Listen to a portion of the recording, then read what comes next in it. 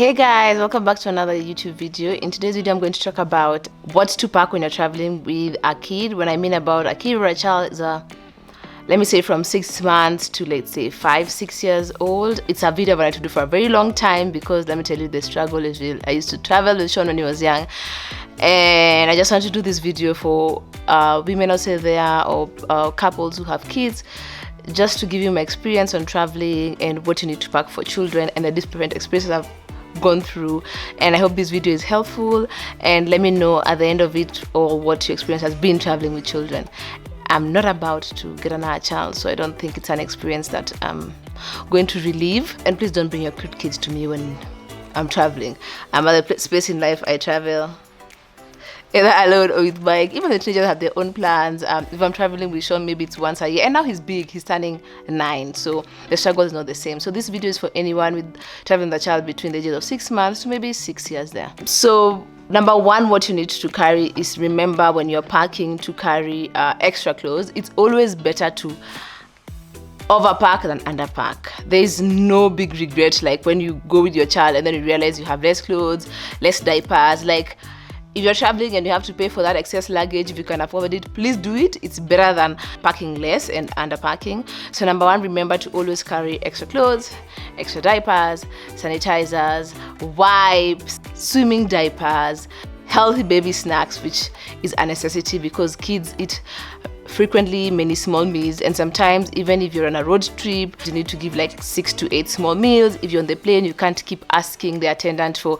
extra food and keep on them going back and forth. So remember to carry healthy snacks. If you're carrying formula, remember you can also carry thermal bags which keep the formula or the pureed food or the milk in the right temperature. Also, something else, when I talk about diapers, remember the diapers, if you could find, like during my time with Sean, I had those paper bags where I would throw in the diaper instead of just throwing the diaper straight to the bin, guys, especially when the child has really messed up the diaper. So remember those bins to put in the diapers. They used to be in the supermarket, used to be cheap, so remember that.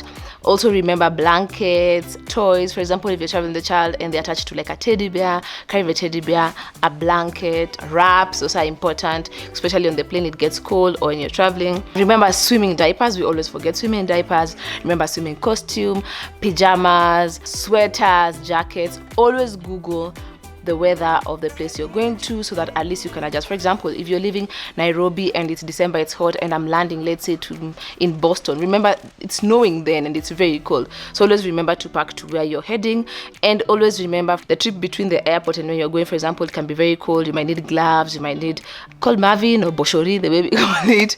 Yeah, so remember that. Always remember to pack for the right weather. Something else I've also remembered, which was quite funny, we were just laughing a few minutes ago.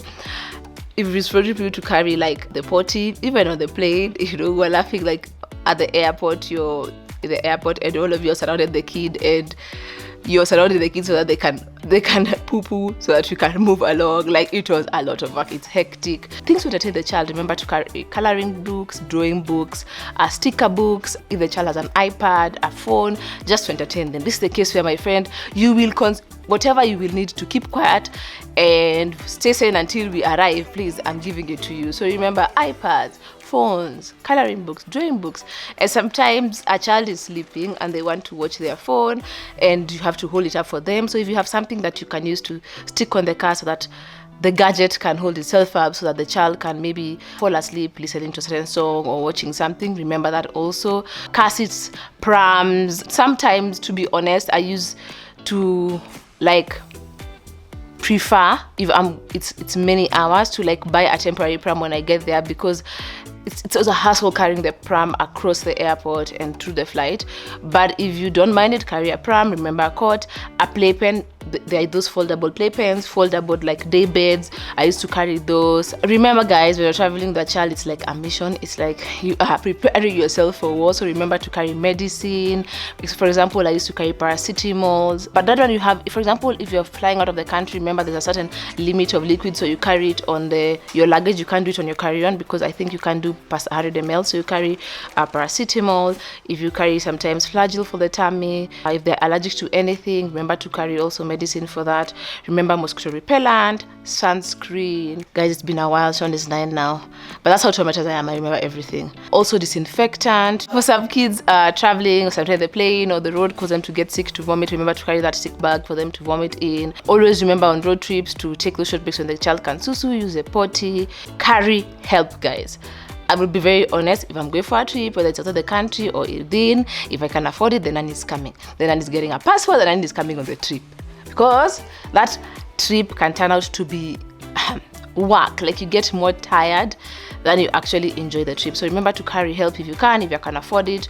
Remember also think about the entertainment of the children where you're going. For example, if you're visiting countries, remember to visit a country where the child can get occupied, things to do. If you're going to the mall, look for a mall where the child can stay in the children area and play with someone. So what we used to do when we used to travel and had Sean and his younger friends and then the teenagers, what I'd do is we'd take turns. So someone will sit down with the kids to play and then they'll go shop, then we'll interchange like that, because shopping with the child to shop is hell, it's stressful. So remember to think about that. Entertainment in the mall, entertainment the location where you're going to. If you don't have a nanny, some hotels, when you go to the hotel, they also have nanny services which you could hire, but I prefer to go around with my nanny. Number one, it's an experience for her, it's exposure. Number two, we take turns, so it's not necessarily like she's working through the time. Like, for example, I'll stay with the kid in the hotel and they can go with the teenagers to shop, for her just to see the place around. So we take turns, yeah. So we rest. Sometimes I'll sleep with the baby this night, next night she sleeps with the baby, because sometimes mommy wants to go out. So that's the point of having the help. So it's a win-win. And so exposing them, teaching them also to be able to learn how to take care of the child even when you're not at home. And that also helps to maintain the routine of the child. If you sleep at a certain time, if they have to shower at a certain time, eat at a shower at a certain time, so you have help to maintain that consistency which kids need. Something else is when it comes to the laundry. To be honest, for me, I used to be like save for the laundry. I pile up the laundry. If you have a bathtub, sometimes we'll clean. If you don't want to wash, you pay for the laundry service in the hotel. When we land, definitely the first thing is I look for a supermarket, a store where I'll stock up on baby softener, I'll stock up on jik, I'll stock up on soap. So we used to wash the kids' clothes from day one. The adults know we have enough, but the kids, we cannot have, because the less I launder, the more I will need to pack. But you see, if I'm cleaning, then I don't need to pack too much, because then again, we have enough. So baby clothes have to be washed. There's no way I'm piling dirty clothes to come all the way. Especially baby clothes have a lot of stains, food stains. So it's important to launder the children's clothes.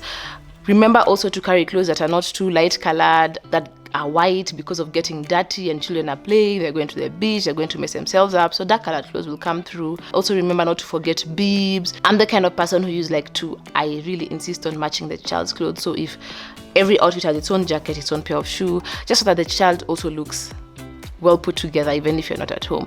So that's also something. So I usually used to pack them in cubes, so each outfit in like a small cube. They're like, you can get them from Amazon. It's like net cubes. Like the nanny knows this goes with this goes with this. If they're short, it goes with this t-shirt. And remember to carry hats sometimes if it's hot. Remember to carry also, if it's cold, remember to carry gloves. Many pairs of socks. I've mentioned bibs.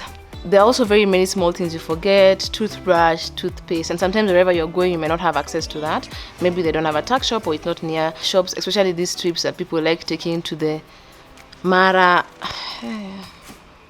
Just thinking about it, the Mara where there's no shops or stuff. I don't even know why we do these things.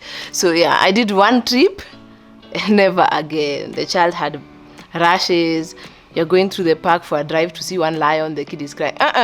So just, yeah. But if you're going to those places, remember toothbrush, toothpaste, slippers, some toys. For example, if you're going to the beach, that shovel and that bucket, there's nothing as bad as a child going and seeing other kids at the beach playing and they're crying for it and there's no place to buy it. That is, trust me, reason for tantrum. So buy that, otherwise your child will be the one stealing and getting from other children at the beach. It's quite embarrassing. Lastly, it's for children. Remember to carry their passports, to carry all of their documents. You can scan and save them on your phone. Also remember, when you're buying their ticket, the names should match the name on the passport. So we did something when we were traveling. So you book the ticket under your child's nickname. Yeah, so let's say you call them Bobo. and their name is like Sean Karaoke. So when you get to the to the counter, the name has to match the passport. So we ended up buying a whole new ticket. So remember also, like, use official names, and remember to scan all the documents, immunization, all those things, because those are important in case the child falls sick. You need to have their medical history and carry their passports. And I think that's it, basically it. I'm a bit rusty because, like I said, Sean is 9, it's been a while. But for any mom who's outside there and they travel their children, which I don't know, you should travel the child below the age of 3 unless it's necessary. Let me know what I've skipped and what are your experiences. Although nowadays airlines are very kind and they extend their help, but it can be really stressful, especially traveling with a child. They get irritated by the noise on the plane, and so they're crying. Everyone on the plane is looking at you like, get a hold of your child. Just so trying to ensure that the trip is comfortable, so you also have a comfortable trip and enjoy the experience. And like I said, help is important. If the help should come in terms of your sister, your child, the nanny, ensure to have help if you can afford it. Remember to like the video, share, subscribe, and let me know if you've enjoyed this video and if you want more of this. I will definitely do a video of when your young adults travel to school the first time and you're not taking them. Trust me guys, there is a list. Like, I have a list, because also that's another process and that's another angle of it. So I'll do that video soon. Hope you enjoy this video, and until next time, bye bye.